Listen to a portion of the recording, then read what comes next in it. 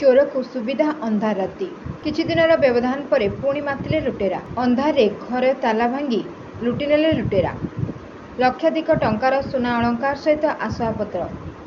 एभली घटना देखा मिली गंजाम जिला तारासिंगी थाना अधीन खेतमुंडली ग्राम पंचायत शिशुंडा ग्रामर प्रतापकर घरे गत विलंबित राति घर समस्त खाई सारिबा परे शोइथिबा समय प्राय राति 1टारे घरे कलाकना बुलाइथिले दुर्बृत्त निज झीवर बह संचय कर रखिथिबा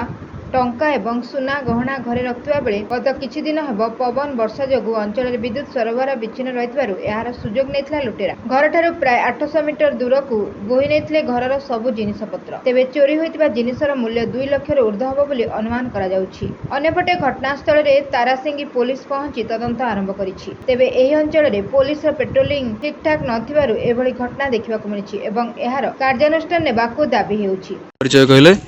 ना लक्ष्मी करे गाँ गाँ शिशुंडा। अच्छा विलंबित राति काली गतर काली राति कौन होता आपन परिवार सहित काली रास्ते आसते मोर तो देह खराब अच्छी करेन्ट भी ना ना आम कौन गलु कबाड़ बंद करी ताला मारिक आसिक घर मुहर दरवाजा खोलिक इटा घर ही शोचु माँ पुआ जहाँ शोचु घर भितर आउ गोटे रूम 3टा जगह झील शोचुं आ राति उठिक किए केतल कबाड़ भांगिक नहीं आम जानू 3:30 आम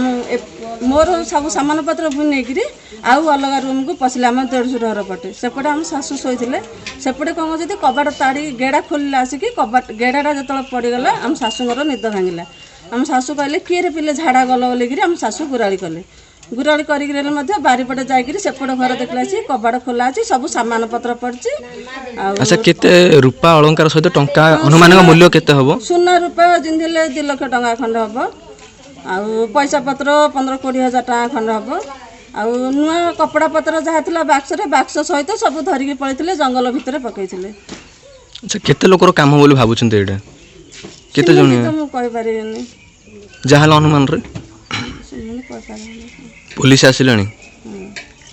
कौन कहले पुलिस आसी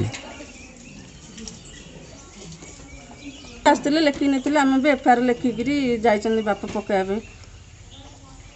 ए कौन चाहुछन सामान निहाती मिलिया दरकार।